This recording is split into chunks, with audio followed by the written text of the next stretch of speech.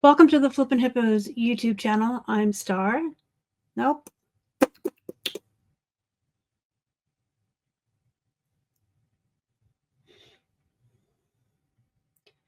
Welcome to the Flippin' Hippos reseller channel. I'm Star. If you're new here or you haven't yet, please consider subscribing and don't forget to hit the thumbs up. It helps us feed our hungry hippos. Today we're taking a look at Plush that sold on eBay.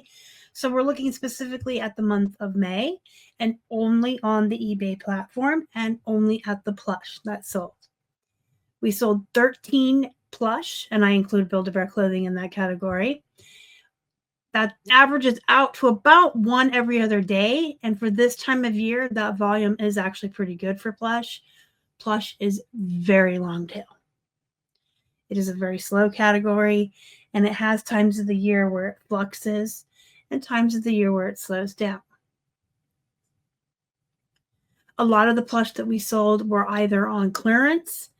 I am doing a 50% off clearance on a lot of our stale items, trying to clear those out as I do an inventory audit and kind of consolidate our inventory. We're trying to clear up one wall in the garage to move in new inventory later this year. So I am clearancing items out. The smaller poopy plush that sell, they're plush that I get in bulk buys. You've probably heard this a million times if you've ever seen a video on this channel, but just in case there's new folks watching, I buy about 99% actually of my inventory in bulk buys or wholesale of some sort. And there's always stuff in there that's considered poop or very low in bread and butter. I don't prioritize those items. They get set aside. Eventually they'll get listed. So they're not listed right away. They're not a priority. I can let a box of poop plush sit in my office for a year until one really snowy, icy day in the middle of a winter when I don't have anything else to list. So it does eventually get listed. It's not a priority listed. It's not a priority. However, I don't redonate it or get rid of it. I try to list every single piece I get. So there's that background for you. And at this point, whether it's clearance or poop, I'm happy for every single sale. Again, we're trying to clear up some room in the garage. I want to put up some more shelves down there. And in order to do so, I need to consolidate inventory, and that also requires an inventory audit. It's a whole big thing, but part of it is getting rid of the stale items. And most folks will pull them and donate them or have yard sales. I don't do that. I do, actually, this is one of those do as I say, not as I do. I get married to my inventory. I will keep it until it sells. I don't care how long it takes. If I've already put in the effort of taking the photos and creating the listing, it can sit. As much as I've said that we're, clearing up room and space in the garage, I still have a basement / garage that is the equivalent of the entire first floor of my house. I have room. So if I've put in the effort, I'm holding on to it until it sells. Everything sells eventually, even if you have to clearance it. So that all said, let's look at these 13 plush items that sold, and I'll tell you whether or not you should be sourcing these. Most of these will probably be no. But also, again, keep in mind, if you're going to buy wholesale, you are going to get about 10% off the top of your items unless you're doing a piecemeal wholesale or something with a manifest. You know what I mean? But I do blind buys. You're going to end up with this stuff. Build-A-Bear clothing. You always want to strip your Build-A-Bears naked and sell everything separately unless you have a specific character and a specific costume. But if you have a plain animal and plain Build-A-Bear clothes, you want to sell them separately, you will make more money. Your run-of-the-mill regular Build-A-Bear clothes, each piece should be $5 plus shipping costs. So if you have a pair of shorts, you should be listing it right around $10.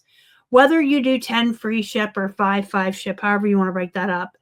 But each piece of Build-A-Bear clothing, bottom of the barrel, minimum price should be $5 plus shipping. Then you can add a couple of dollars here and there if you have something that is more unique, more different.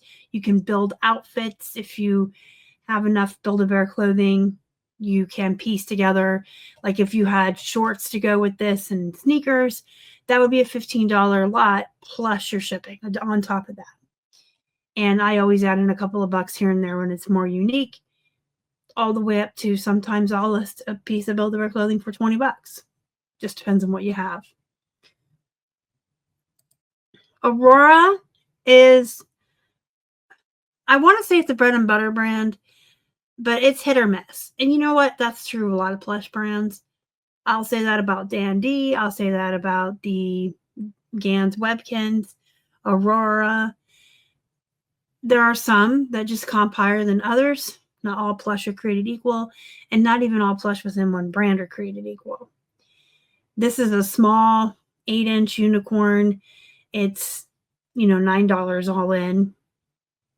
So bread and butter, I guess. But if you don't like filler items, you don't have a volume-based business, you don't want to necessarily just overlook and pass by all Aurora. You would want to comp it before you make your decision of whether you're not going to buy it, whether or not you're going to buy it. Peeps.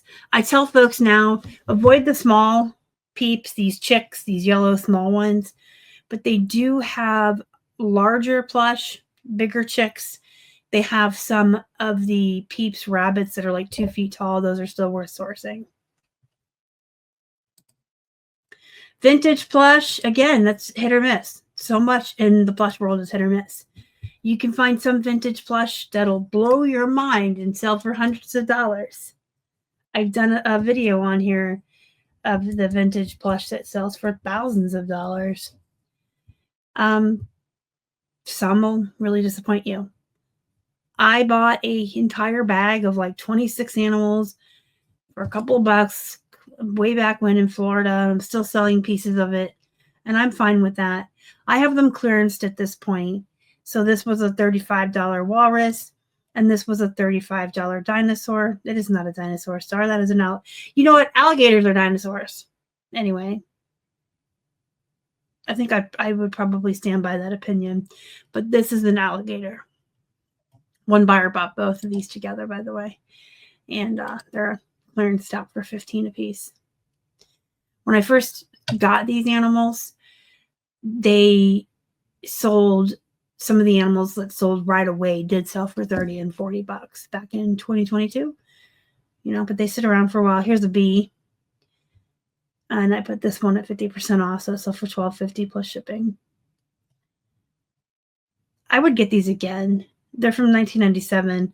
So here's their tags. You can see. I would get them again.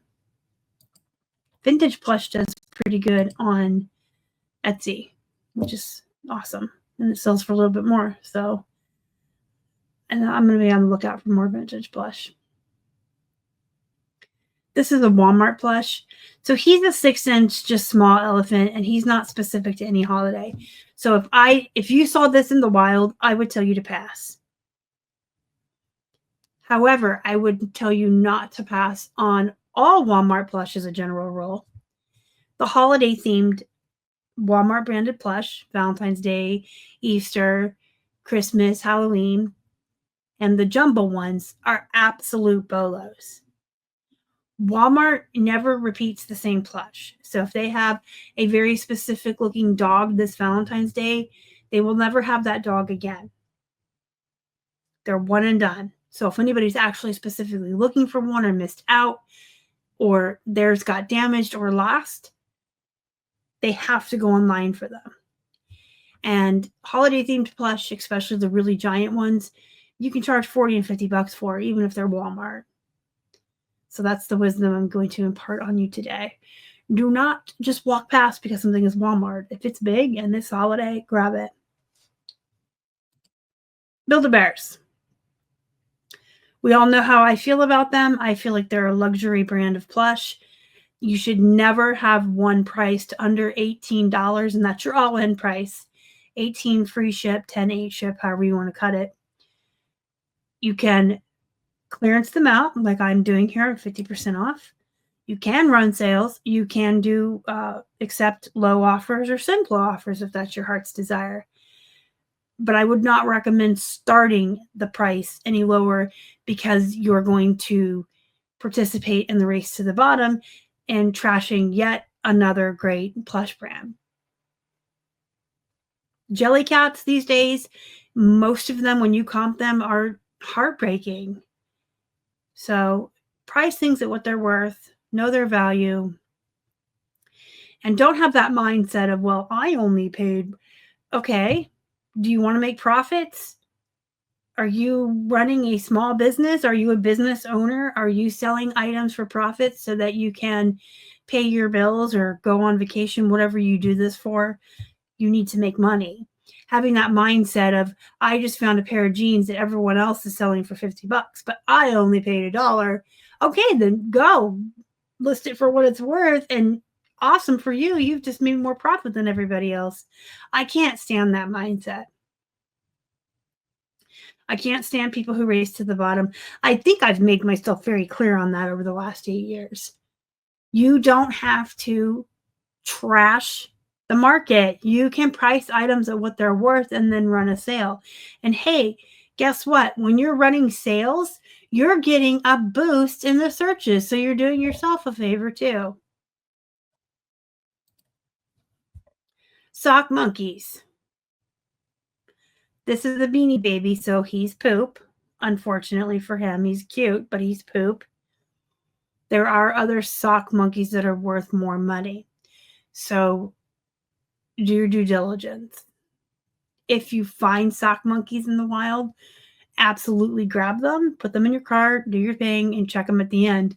Most are going to surprise you and be worth money. Here's another Build-A-Bear. This one is also 50% off. He's a sloth. He's really cute. Started him at right around $20, but if I got one today, I'd probably start at $25. Loveys. If you aren't aware what a lovey is, it's a small square blanket type security blanket, but they're small. They're usually like 12 inches or 14 inches. And they have a plush head or a doll head in the middle that's plush. They do come in big sizes. I've sold big crib-sized loveys, and those go for a lot of money. Most loveys are going to be high-end bread and butter going into your bolo prices. They have a higher sell-through rate than other plush. I tell folks you should always grab these, especially like if you can find them for $1 or less. They're really worth the flip, even if it's just bread and butter prices, because it sells more quickly than other plush items. And you want to make sure that you use the term lovey. If you have room, you can put security blanket, baby, soother, things like that. Dandy, I mentioned him at the beginning when I was talking about the Aurora plush. Dandy's one of those that's hit or miss. There's Dandy snowflake teddies from like the 90s that I think are worth getting. Again, they're like holiday themed giant plush. There's some like this poor little horse. He looks like he's having a bad hair day and he's poop. Unfortunately, this little horse he's cute poop, but he's poop. But not all Dandy is poop. So look it up. Don't just pass it by. And the same goes with Gund. I mean, I think it's generally across the board with very few exceptions. Most plush brands are going to have items that range all the way from poop up to bolo. Most, not all. Plush is this really weird category to sell in. You can't say that all Mickey Mouses are worth money. You can't say that all Disney parks plush are worth money. You don't know what movie is going to come out next summer and suddenly make something popular that hasn't been selling forever. Plush is definitely its own unique category. It does take some time to learn.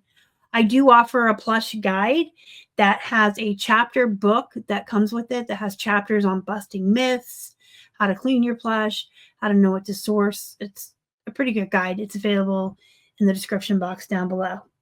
So that's Curious George. It was 50% off. He sold on clearance.